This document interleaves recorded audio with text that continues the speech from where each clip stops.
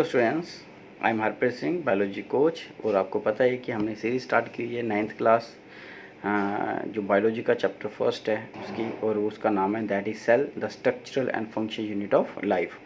तो इससे पहले कि हम पूरे सेल ऑर्गेनेलिज के बारे में डिस्कस करें, मैं आपको पूरा बताऊं, तो मैं चाहता था कि एक जो सेल का पूरा डायग्राम होता है वो आपको थोड़ा सा ओवरव्यू दे दूं कि कौन सा सेल ऑर्गेनेलिज कहाँ पे है, सेल वॉल कहाँ पे होती है, सेल मेम्ब्रेन कहाँ पे होती है।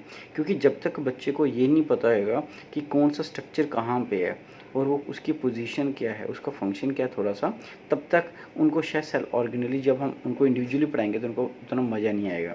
तो चलो आज हम क्या करते हैं, बिना टाइम वेस्ट किए, ये जो हमारे पास एक सेल स्ट्रक्चर पड़ा हुआ है ना, ये पूरा का पूरा सेल का मैंने एक स्ट्रक्चर रखा हुआ है, ये प्लांट सेल है, तो इसके बारे में हम बात करेंगे। ओके, तो स्टार्ट करते हैं। सबसे पहले कि ये जो सेल है इसके बाहर जो कवरिंग दिख रही है आपको ये वाली, ठीक है, तो ये जो दिख रहा है this is called cell wall. तो आपको ध्यान, क्योंकि ये पहला जो क्वेश्चन होगा हमारा, उसमें जो हमारा पहले सेल ऑर्गेनेलिज्म हम जब करेंगे तो सबसे पहले हम जो करेंगे वो सेल मेम्ब्रेन ही होगा। So this is called cell wall. तो ये प्लांट के अंदर प्रेजेंट होती है, मैं आपको बता दूं।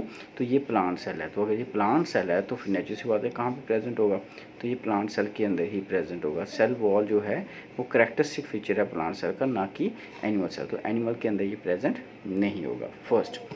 अब इसके बाद आ गया कि ये जो सेल वॉल होती है ये करती क्या है, तो ये क्या करती है, प्रोटेक्शन देती है। किसको प्रोटेक्शन देगी, इनर मेम्ब्रेन को, इनर सेल ऑर्गेनेलिज को। ओके, ये हार्ड होती है और इसी के कारण जो प्लांट सेल्स होते हैं वो ज़्यादा रिजिड होते हैं as comparison to animal cell, और एनिमल सेल जो होते हैं वो फ्लेक्सिबल होते हैं। ओके, उनकी शेप जो होती है वो चेंज होती रहती है, लेकिन प्लांट सेल की जो शेप होती है वो थोड़ी डेफिनेट होती है। यहाँ तक आया समझ। अब हम आगे बात करेंगे inside the cell membrane there is a, ये अब यहाँ पे देखोगे, so inside the cell membrane, sorry in cell wall there is a cell membrane. तो मैं शॉर्ट में लिख देता हूँ क्योंकि यहाँ पे थोड़ी सी जगह की तंगी है इसलिए। Okay, so this is called cell membrane, ना कि चीफ मिनिस्टर। ओके, और ये क्या था, दैट इज सेल वॉल, ना कि क्लास वर्क। ओके, तो ये भी ज़्यादा खान साथ में, ठीक है। ओके, तो अब बात आती है कि सेल मेम्ब्रेन क्या है। तो सेल मेम्ब्रेन क्या होती है, तो ये जो सेल वॉल है उसके अंदर की जो मेम्ब्रेन है ये वाली, सो ये जो मेम्ब्रेन है इस मेम्ब्रेन को आप बोलते हो सेल मेम्ब्रेन। तो सेल मेम्ब्रेन हमेशा सेल वॉल के अंदर होगी, लेकिन मैंने बोला ये प्लांट में भी होती है और एनिमल में भी होती है, लेकिन अगर हम एनिमल की बात करें उसमें सेल वॉल नहीं होगी, उसमें क्या होगा, सेल मेम्ब्रेन होगी। ओके, यहाँ तक। तो अब बात करते हैं, मैंने बोला ना इसको हम डिटेल में करेंगे, आपको इंडिविजुअली मैं अलग से हर एक जो सेल ऑर्गेनेलिज हैं पार्ट्स उनको अलग से करूँगा। आज सिर्फ इंट्रोडक्टरी पार्ट इसका, सेल देखने में कैसे दिखते हैं, है ना, सुंदर दिख रहा है, कितना अच्छा दिख रहा है। ओके, अब हम बात करेंगे कि इसके बाद अगर सेल मेम्ब्रेन के बाद अंदर देखें और क्या होता है। तो अगर हम अंदर देखें तो यहाँ पर अगर मैं ऐसे ऐसे स्ट्रक्चर ड्रॉ करूँ, ओके, ये जो स्ट्रक्चर है यहाँ पे पूरे सेल के अंदर होंगे ये, तो ये क्या होगा, ये होगा फ्लूइड, जिसके अंदर ये सारे सेल ऑर्गेनेलिज प्रेजेंट है। सो ये जो फ्लूइड दिख रहा है आपको यहाँ पे, इतने ज़्यादा सेल ऑर्गेनेलिज की फ्लूइड आपको कम दिख रहा है, तो अंदर जो ग्रीन शेड दिख रही है, ग्रीन स्ट्रक्चर्स दिख रहे हैं अंदर, तो ये सारा फ्लूइड है। और ये जो फ्लूइड होता है इसको आप क्या बोलते हो, इसको आप बोलते हो साइटोप्लाज्म। तो इसको यहाँ से मैं निकाल लेता हूँ, दिस इज कॉल्ड साइटोप्लाज्म, ठीक है। तो इसको बोलोगे साइटोप्लाज्म। तो मैं फिर बोल रहा हूँ, थोड़ा मैं तंगी से लिख रहा हूँ, ठीक है। So this is cytoplasm, writing अच्छी नहीं हो रही थी। ओके, सो साइटोप्लाज्म क्या है, ये फ्लूइड होता है, और ये फ्लूइड वैसे ही जैसे स्विमिंग पूल, तो स्विमिंग पूल के अंदर पानी है और उसमें आप अलग अलग तरह, कोई बच्चे भी नहा रहे हैं, बड़े भी नहा रहे हैं, सब कुछ नहा रहे हैं, तो उसी तरह से जो सेल ऑर्गेनेल्स होती हैं they are all swimming in the pool and that pool is called as cytoplasm. तो साइटो का मीनिंग होता है सेल, साइटो का मीनिंग क्या होता है, दैट इज सेल, और पूल का मीनिंग क्या होता है, सॉरी प्लाज्म का मीनिंग क्या होता है, फ्लूइड। तो मीन्स सेल के अंदर एक fluid and that fluid is called cytoplasm. उसके बाद हम चलते हैं आगे। तो उसके बाद अगर हम बात करें, सो ये जो आपको पर्पल कलर दिख रहा है ये वाला, तो ये जो पर्पल कलर दिख रहा है, ये जो स्ट्रक्चर दिख रहा है पूरा, ये क्या है, तो ये सबसे इम्पॉर्टेंट पार्ट है, मीन्स इस फैमिली का हेड है ये, और इसको आप बोलते हो दैट इज़ न्यूक्लियस। तो ये पार्ट कौन सा आ गया, न्यूक्लियस। तो बड़ी बार नाम सुना आपने, तो बहुत इंपॉर्टेंट पार्ट है, then this part is called nucleus. Okay, so nucleus जो होता है यहाँ पे आप देखोगे थोड़ा सा, हम बोलते हैं हमेशा nucleus is present in the centre, यहाँ पे होना चाहिए, तो ये साइड पे क्यों है, क्योंकि ये प्लांट सेल है। और प्लांट सेल में ये जो वैक्यूल होता है, ये जो वैक्यूल यहाँ पे दिख रहा है आपको, इस वैक्यूल की प्रेजेंस होने के कारण ये इस वैक्यूल क्या करता है, इसका साइज़ बहुत बड़ा होता है प्लांट के अंदर। लेकिन एनिमल के केस में ये वैक्यूल ज़्यादा होते हैं, मतलब छोटे साइज़ के होते हैं, इसलिए न्यूक्लियस को कोई फ़र्क नहीं पड़ता है। लेकिन ये इतना बड़ा वैल्यू ना, जैसे जैसे हवा बढ़ेगी तो ये बड़ा होता है, तो जैसे हवा बढ़ेगी बड़ा होगा तो क्या करेगा, इसको पुश करेगा, किसको, न्यूक्लियस को, भाई तुम बाहर जाओ, इसलिए क्या होता है, साइड पे आ जाता है। तो इसलिए हमेशा याद रखना प्लांट सेल और एनिमल सेल में डिफरेंस जो होता है कि न्यूक्लियस जो होता है कहाँ पे होता है, ए सेंट्रिक होता है, कहाँ पे, दैट इज़ प्लांट सेल के अंदर, और सेंट्रिक होता है एनिमल सेल के अंदर। और कोई पूछे कारण क्या, तो अपने कारण बताना है, because of the vacuoles, because in case of plants the vacuole is, ये जो आप देख रहे हो, इट इज़ लार्ज साइज, ये बहुत बड़ा साइज़ का होता है। अगर ये लार्ज साइज़ का है तो ये क्या करेगा, इसको बाहर की तरफ या वॉल वाली साइड धकेल देगा। यहाँ तक आया समझ। और यहाँ पे वैक्यूल हमेशा एक ही होता है प्लांट में, और एनिमल में बहुत सारे वैक्यूल होते हैं और बिल्कुल छोटे छोटे साइज़ के होते हैं। यहाँ तक ठीक है। आगे चलें। तो अब ये जो न्यूक्लियस है, इस न्यूक्लियस के पास क्या क्या होता है हम आगे देखेंगे। तो न्यूक्लियस क्या करता है, सारी प्लांट की एक्टिविटीज़ को कंट्रोल करता है। जितने भी सेल ऑर्गेनेलीज हैं, सब ऑर्गेनेलीज के कंट्रोल किसके पास है, इसके पास, किस न्यूक्लियस के पास। यहाँ तक आया समझ। अब हम देखेंगे न्यूक्लियस का कुछ स्ट्रक्चर अटैच्ड, जैसे ये देखो, ये वाला स्ट्रक्चर दिख रहा है, ये जो अटैच स्ट्रक्चर, इसको क्या बोलते हो, तो ये जो अटैच स्ट्रक्चर इसको बोलते हो एंडोप्लाज्मिक रेटिकुलम, होते हो endoplasmic, that is reticulum. So what are ER? ER means endoplasmic reticulum. अभी एंडोप्लाज्मिक रेटिकुलम है क्या, तो ये क्या है, हमारे सेल के, चाहे वो प्लांट है चाहे एनिमल सेल्स हैं, so these endoplasmic reticulum are the largest cell organelles, में सबसे बड़ा पार्ट होता है सेल के अंदर। और ये वैसे ही है जैसे हमारी बॉडी की चेस्ट, स्केलेटन होता है जो, है ना, ये से। और ये क्या कहता है, हमारी बॉडी को एक शेप प्रोवाइड करता है ना। ये सेल को कभी भी कोलैप्स नहीं होने देता, जैसे हमारी बॉडी कोलैप्स नहीं करती इन हड्डियों के कारण। इसी तरह से ये भी जो आपको दिख भी रहा होगा ये, है ना, तो अगर आप इसको ध्यान से देखो तो दिख रहा होगा ये पूरा का पूरा बोन लाइक स्ट्रक्चर दिख रहा है। तो ये जो स्ट्रक्चर्स दिख रहे हैं आपको, ये सारे स्ट्रक्चर्स क्या हैं, ये जो स्ट्रक्चर दिख रहे हैं ये सारे मिलके एक नेटवर्क बनाते हैं सेल का, and this network is called endoplasmic reticulum. और ये आगे दो तरह के होते हैं, रफ एंडो भी होता है, स्मूथ भी होता है। मैं वो अभी डिस्कस नहीं करूँगा क्योंकि वो हमारा अभी का काम नहीं है, मैं सिर्फ पोजिशन बता रहा हूँ। So endoplasmic reticulum is extension of the nucleus, means it is attach to the nucleus. तो ये न्यूक्लियस से अटैच होता है, काफ़ी दूर तक किया होता है। तो काम क्या है, क्या करेगा, वो हम आगे देखते हैं। अब इसके साथ साथ एंडोप्लाज्मिक रेटिकुलम जिस चीज़ों से बना होता है, वैसे यहाँ पे एक और स्ट्रक्चर दिख रहा है, ये वाला जो स्ट्रक्चर है ना, ये आपको वैसे ही दिखेगा जैसे एक फ़ोन होता है। अब पुराने फ़ोन होते थे ना हमारे पास, आप वाले मोबाइल वाले नहीं, अब तो बच्चे एडवांस से मोबाइल होते हैं आपके पास, लेकिन जो पुराने हमारे पास फ़ोन होते थे वो इसी शेप के होते थे, है ना। टेलीफोनिक स्ट्रक्चर है इसे यहाँ पे, और ऐसे देखो ये इस तरह के, ये ऐसा, ये टेलीफोन की तरह। तो इस तरह के जो स्ट्रक्चर दिख रहे हैं आपको ये वाले, तो ये सारे स्ट्रक्चर क्या हैं, ये हैं दैट इज़ गोली, इनको तो गोल्गी अपरेटस और गोल्गी।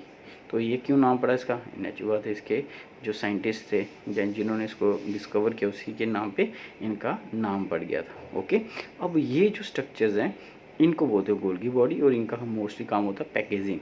जैसे कम सामान बनता है तो बनाने का काम करता है एंडोप्लाज्मिक रेटिकुलम, तो एंडोप्लाज्मिक रेटिकुलम बनाता रहता है और इनको देता है, और ये क्या करता है, उनको पैक करता रहता है। जैसे आपने देखा होगा बड़े बड़े मॉल के अंदर मटेरियल पड़ा होता है और वहाँ पे कुछ लोग होते हैं वो पैकिंग करते रहते हैं, तो इनका मोस्टली काम होता है पैक करके डिस्ट्रीब्यूट करना आगे मटेरियल को, मीन्स जो पैक करेगा प्रोटीन्स को वगैरह। तो ये प्रोटीन जो चाहिए किसी को भी चाहिए, मान लो माइटोकॉन्ड्रिया को चाहिए, ये इसको प्रोवाइड, क्लोरोप्लास्ट को चाहिए ये प्रोवाइड करेगा, सेल के अंदर चाहिए तो ये प्रोवाइड करेगा, बाहर चाहिए तो ये प्रोवाइड करेगा। तो ये प्रोवाइडर है प्रोटीन्स को पैक करके देने के लिए, जैसे फूड को पैक करके देते हैं वैसे ये भी प्रोटीन को पैक करके देंगे आगे। ओके, सो तो ये आ गया आपका गोल्गी अपरेटस। ओके, अब आगे चलते हैं हम। और क्या दिख रहा है हमें यहाँ पे, ये देखो ये ग्रीन पोर्शन, ये भी दिख रहा है, ऐसा ही ग्रीन पोर्शन यहाँ पे भी दिख रहा है, बड़े कम बनाए लेकिन क्योंकि जगह कम है। लेकिन ये जो दिख रहा है ये क्या है, so this part is called, कोई गेस करेगा ग्रीन क्या होता है, दैट इज़ क्लोरोप्लास्ट। ओके, सो आपको पता है अगर ये प्लांट सेल है तो क्लोरोप्लास्ट होगा ही होगा।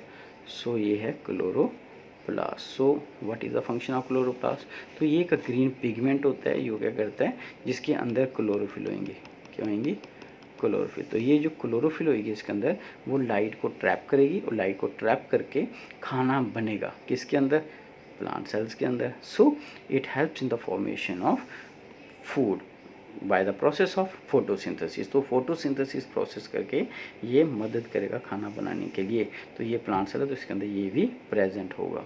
ओके, अब आगे चलते हैं। जो बहुत इंपॉर्टेंट पार्ट है, ये जो पार्ट दिख रहा है ये वाला, और ऐसा ही है कि यहाँ पे भी दिख रहा है, ये देखो ये वाला। तो ये क्या पार्ट है? So this part is called as, अब तो जगह भी नहीं दिख रही है लिखने को, ओके थोड़ा थोड़ा करके देख लेते हैं हम, ध्यान से देखना। This part is called as mitochondria. तो इसको बोलते हो माइटोकॉन्ड्रिया, शॉर्ट में लिख देता हूँ, आप समझ आना।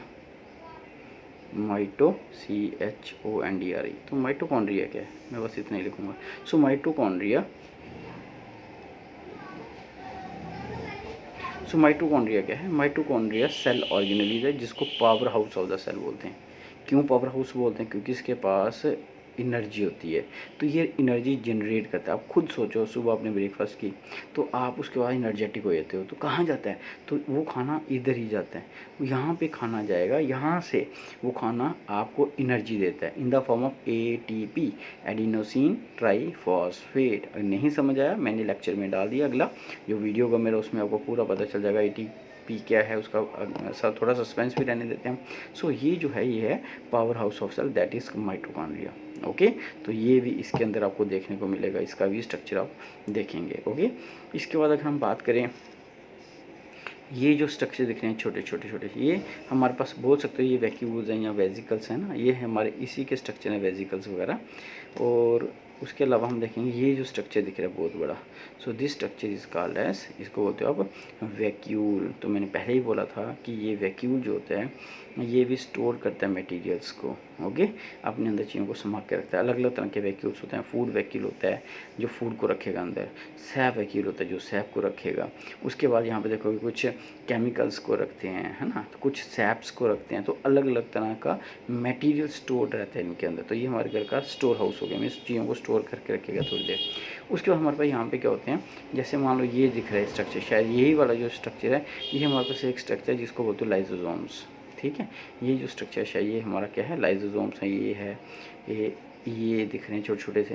तो ये जो स्ट्रक्चर है लाइसोसोम्स। अब लाइसोसोम्स क्या होता है, तो एक वर्ड में आंसर दिया जाए तो lysosomes are called that is suicidal bag. अब इनको सुसाइडल बैग क्यों बोलते हैं? क्योंकि ये जो लाइसोसोम्स हैं, इनका मेन काम होता है कि ये जितना भी इसके अंदर मतलब वेस्ट मटेरियल रेजिड्यू होगा, मतलब देखो इतने सारे सेल हैं पूरे दिन में, एज होने के बाद ये मरेंगे भी, इनकी डैमेज भी होंगे, ये टॉक्सिक भी होंगे। तो इनके अंदर जो भी गंद होगा, जैसे हमारा डस्टबिन काम करता है वैसे ही काम करेगा, वो सारे का सारा मटेरियल कहाँ चला जाएगा, इस लाइसोसोम के अंदर। फिर लाइसोसोम क्या करेगा, वो भी ख़राब हो जाएगा? नहीं, वो उसके अंदर कुछ ऐसे एंजाइम्स होते हैं जो क्या करेंगे, that break down that chemical substance, या they break down that cell organelle, जो मरे हुए सेल है उनको तोड़ देंगे और किसी और प्रोडक्ट में रिमूव कर देंगे उसको।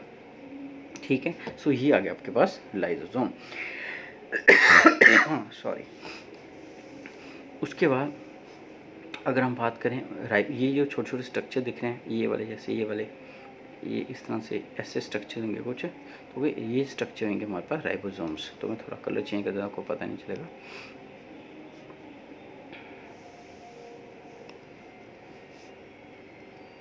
ओके, अब मैं बनाता हूँ यहाँ पे, मान लो कि यहाँ पे कुछ स्ट्रक्चर्स हैं, इस तरह के स्ट्रक्चर्स होंगे ऐसे।